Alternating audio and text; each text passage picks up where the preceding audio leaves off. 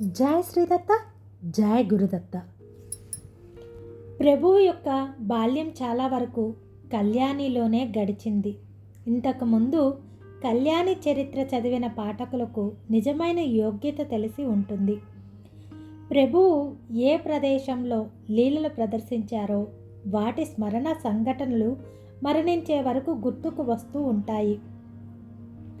కృష్ణుని బాల్య క్రీడలు ఏ విధంగా గోకులంలో, బృందావనంలో చిరస్మరణీయం అయ్యాయో అలాగే ప్రభులీలలు మా ప్రియమైన భక్తులకు కేవలం స్మరణతోనే వారు ఆనందభరితం కావటానికి కారణం అయ్యాయి. ప్రభువు యొక్క బాల్యంలో ముఖ్య విషయం విద్యాభ్యాసం. ప్రభువుకి వ్యవహారిక జ్ఞానం అనగా విద్యాభ్యాసం ఎవరి నుండి లభించిందో తెలిసే మార్గం లేదు. చరిత్రకారులకు తెలిసినంత వరకు ప్రభు ఏ బడికి వెళ్ళలేదు. ఆ రోజులలో అధ్యాపకులు ఇంటిలో అక్షర జ్ఞానం, పత్రలేఖనం, గణితం, జమా ఖర్చు లాంటి వ్యవహారిక జ్ఞానం నేర్పించేవారు. ఆ అధ్యాపకులు చిన్నపిల్లలకు యమస్వరూపంగా కనిపించేవారు. వాళ్ళు పెట్టే శిక్షలు భయంకరంగా ఉండేవి. ఇప్పుడు అలా కాదు. ఆ కాలంలో అది తప్పితే వేరే దారి ఉండేదే కాదు. అప్పట్లో 4 విధాలైన శిక్షణా పద్ధతులు ఉండేవి. సాధారణ అక్షర జ్ఞానం కలగగానే వైదిక విద్యకు పంపేవారు. రెండోది శబ్ద రూపావళి, అమరకోశం నేర్చుకొని వ్యాకరణ శాస్త్రం, ఓపాసన పట్టటం, వీళ్ళనే శాస్త్రి అనేవారు. మూడోది అప్పటి రాజభాష, దర్బారీ భాష, పార్షి, ఉర్దూ నేర్చుకొని సర్కారీ నౌకరీలో చేరటం. నాలుగోది రాయటం, చదవటం, లెక్కలు, జమా ఖర్చు నేర్చుకొని వ్యాపారం చేసే వర్గం. ఈ 4 ప్రకారాలైన విద్యాభ్యాసం ప్రభువు చేసినట్లు తెలియదు. బడిలో కానీ పంతుల వద్ద కానీ నేర్చుకున్నట్లు దాఖలాలు లేదు. ఇది మాత్రం నిజం. ఉపనయన సంస్కారం చేసి గాయత్రి మంత్రం ఉపదేశం తండ్రి గారైన మనోహర్ నాయక్ గారు చేశారు. తండ్రి ఆధ్వర్యంలోనే అక్షర జ్ఞానం తెలిసి ఉండాలి.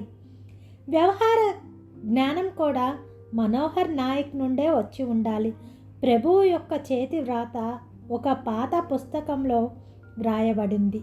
చాలా చిన్నప్పటి నుండి ప్రభువు అలౌకిక దివ్య పురుషుడని అవగతమయ్యింది.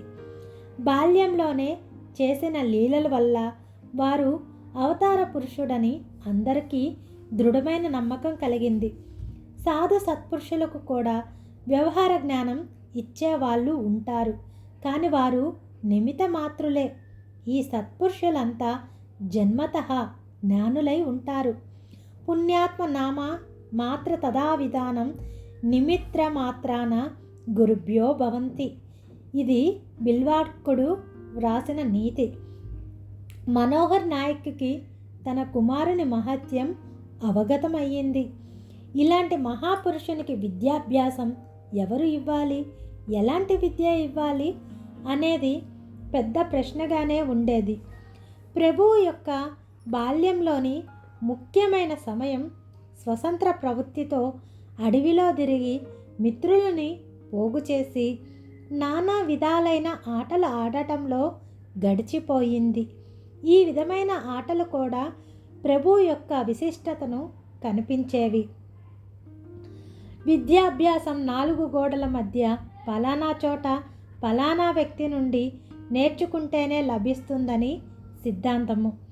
ప్రచండ జ్ఞానం పెద్ద గంధ సంగ్రహం చేసి విశ్వవిద్యాలయం నుండి పట్టా పుచ్చుకొని ఆ డిగ్రీతో పదవిని సంపాదిస్తారు.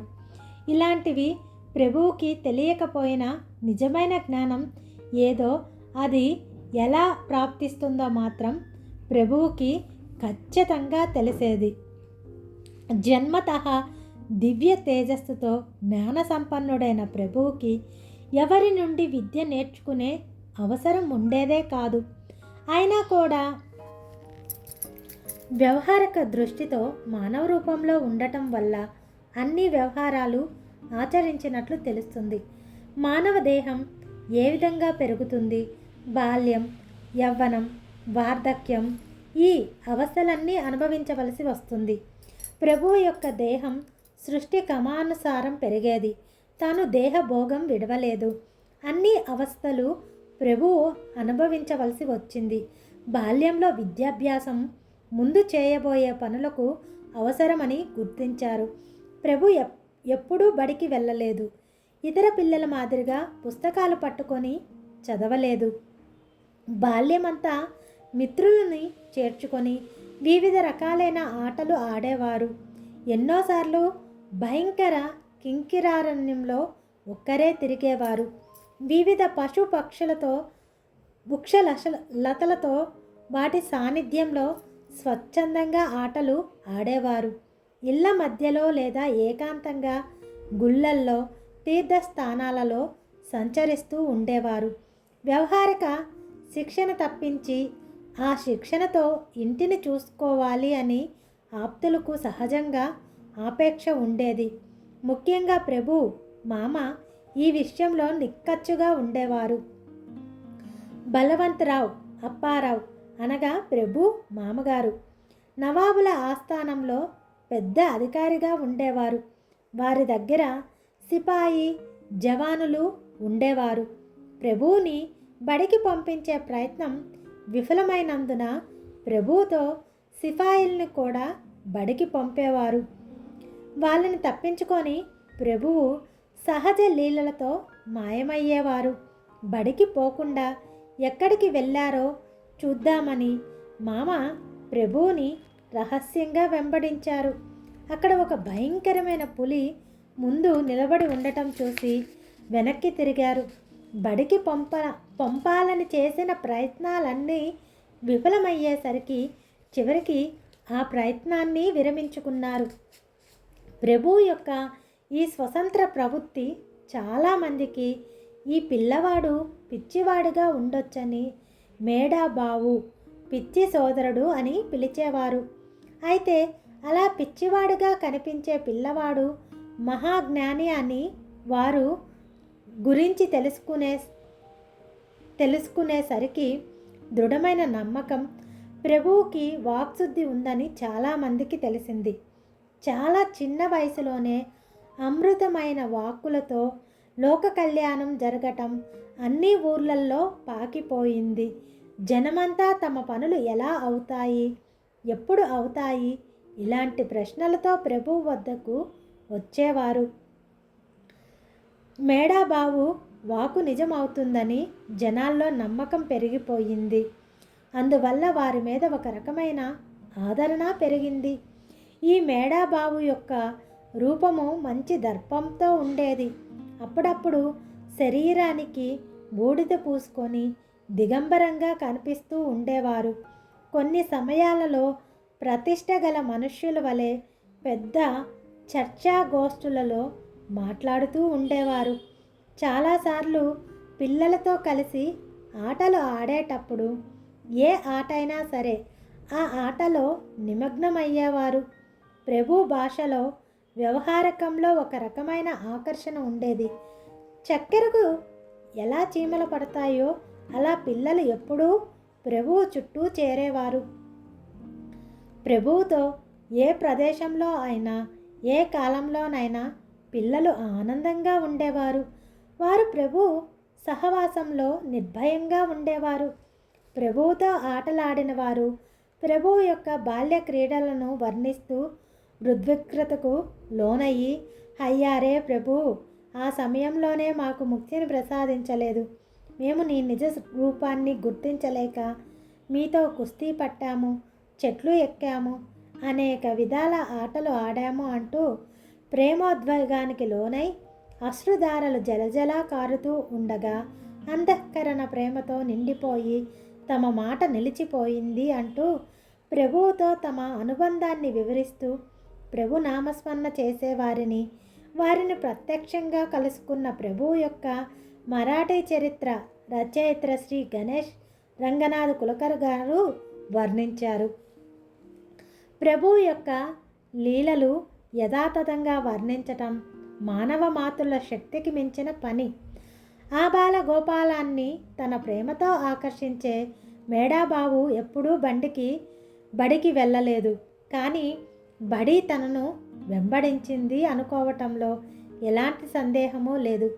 4 గోడల మధ్య ఉన్న ప్రదేశాన్ని బడి అని అంటున్నాం, కానీ జ్ఞాన సంపాదన చేసుకునే ప్రదేశం విశ్వమంతటా ఉంది. విశ్వవిద్యాలయం ఒక నిర్దిష్టమైన ప్రదేశంలో ఉండదు. విశ్వమే వారికి విద్యాలయము, వారికి జ్ఞాన మార్గము సులభము అవుతుంది. ఈ విషయం ప్రభు చరిత్ర ద్వారా మనకు తెలియచేశారు. ఉత్తమమైన అధికారి విద్యార్థుల వెనుక నుండి విశ్వంలోని ప్రతి వస్తువు గురించి ఎలా జ్ఞాన సంగ్రహాన్ని ఇస్తూ ఉంటారో ఆ విషయం ప్రభు చరిత్ర ద్వారా మనకు తెలుస్తుంది. ప్రకృతియే సరైన జ్ఞానం యొక్క తలుపు తెరిచి అందరినీ ఆహ్వానిస్తూ ఆ పనిలోనే నిమగ్నమై ఉంటుంది. నిర్జీవ పదార్థం నుంచి జ్ఞానప్రాప్తి అవుతుంది. మానవ జీవితం ఎలాంటిది, తన కర్తవ్యం ఏమిటి, జ్ఞానం ఎవరి మనసులో ఉంటుందో వారికి విశ్వం జ్ఞానమయంగా కనిపిస్తుంది.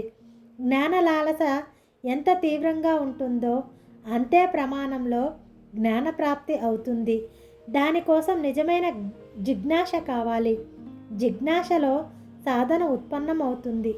మానవ కర్తవ్యము జ్ఞానంతో పరిసమాప్తి అవుతుంది. ఇది సర్వసామాన్యమైన సిద్ధాంతం.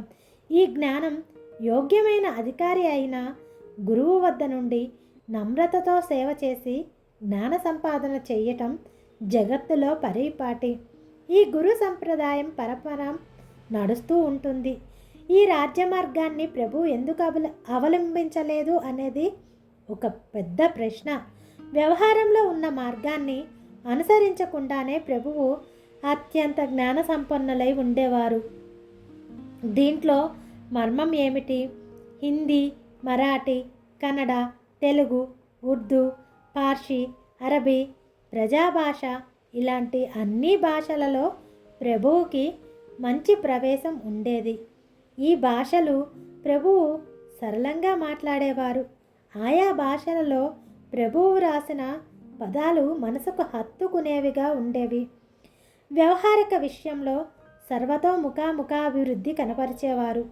వైరాగ్య విషయంలో ప్రభువుతో సమానంగా ఎవరూ నిలిచేవారు కాదు. ఆధ్యాత్మిక జ్ఞాన సంపన్నత ప్రభువులలో మూర్తివంతమై ఉండేది. ఇలాంటి విలక్షణమైన మహాత్ముడు ఏ విధమైన బడికి వెళ్ళలేదు, ఏ గురువు వద్దను కూడా విద్యను అభ్యసించలేదు. ఇది ఆశ్చర్యం కాకపోతే మరేంటి?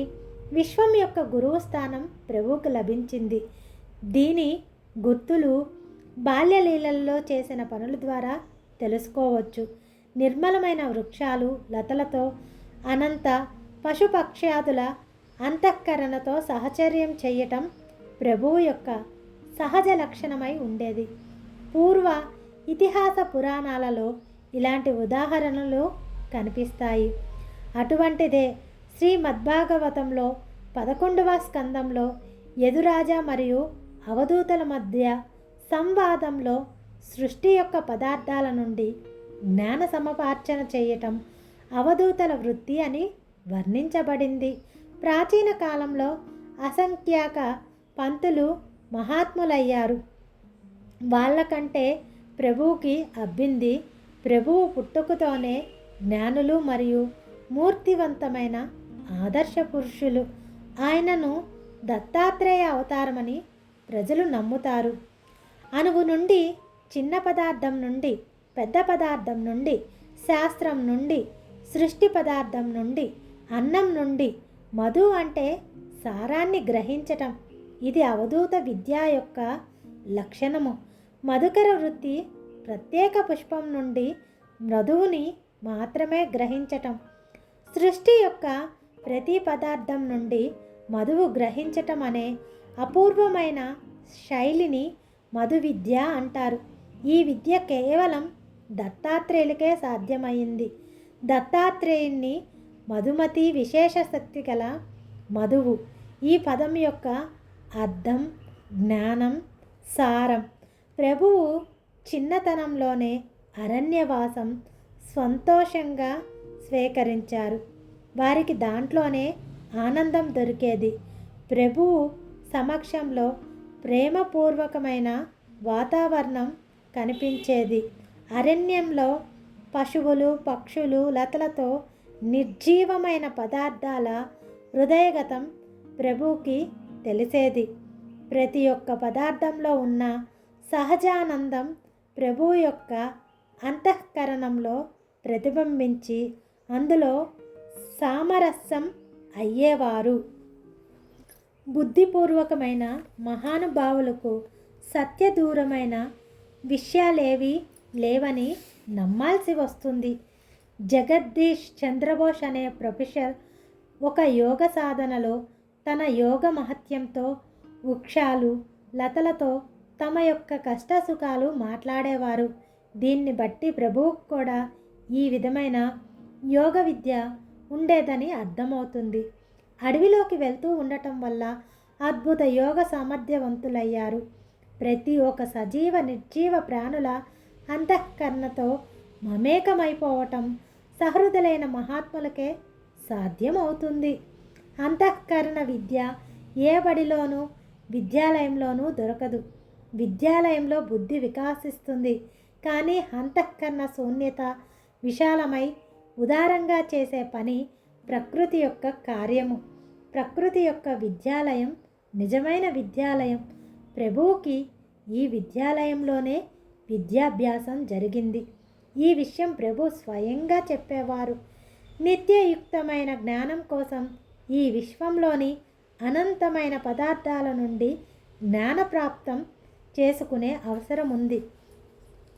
పృథ్వీ, వాయు, ఆకాశం, నీరు, అగ్ని, చంద్రుడు, సూర్యుడు, కపోత పక్షి, కొండ చిలువ, సముద్రం, పతంగి, మధుకరము, ఏనుగు, మధుహరణం చేసే మనిషి, హరణము, పింగళము, కుదూర పక్షి, బాలకుడు, కుమారి, బాణము తయారు చేసేవారు, పాము, కోడి, కుండలు చేసేవారు, ఇలా 24 రకాలైన గురువులు ఉండేవారని అవధూత గీతలో వర్ణించబడ్డది.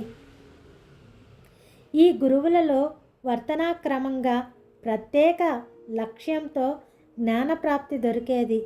సృష్టిలోని సర్వ పదార్థాల నుండి ఉత్తమమైన జ్ఞానాన్ని తీసుకోవటం మొదలుపెట్టి చివరికి ప్రభువు సకల మత సాంప్రదాయము ఈ ఉద్దేశాన్ని స్థిరపరిచారు.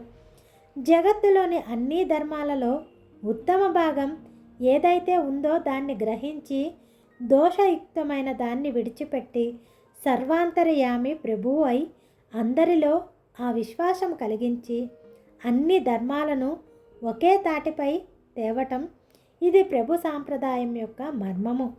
సర్వాంతరి ఆత్మోనుక కునిచనింద అందరి హృదయాలలో ఒకే పరమాత్మ ఆత్మస్వరూపంలో నివాసం చేయటం వల్ల ఎవరు ఎవరిని నిందించకూడదు. ఇది దీని ఉద్దేశం. ప్రభు 11 సంవత్సరాల వయసులో ఉన్నప్పుడు ఒక పరదేశీ అయిన మహాత్ముడు చేసిన సృష్టిలో కలిసిపోవటం అనే కల్పన సహజంగా ఆశ్చర్యం అనిపిస్తుంది. కాంట్ లియో టాల్స్టాయ్ ఈ పేరు అందరికీ పరిచయమే. ఆయనను రష్యా రామదాస్ అని కొందరు అంటారు. ఆయన ఇలా అంటారు: కృత్రిమత్వం లేకుండా సృష్టి యొక్క నియమానుసారం వ్యవహరించటంలో నిజమైన సుఖం ఉంది. సృష్టి వైభవాన్ని అర్థం చేసుకోవటంలోనే నిజమైన ఆనందం ఉంది. సృష్టి యొక్క హితము కొరకు శ్రమించటంలోనే నిజమైన బ్రహ్మానందం ఉంది. ఇది ప్రభువు యొక్క సమకాలీనుల మధ్య ఉన్న సంబంధము. జయ శ్రీదత్త, జయ గురుదత్త. స్వామివారి విద్యాభ్యాసంలో ముగిస్తున్నాను. రేపటి రోజున బాల్య లీలల గురించి తెలుసుకుందాము.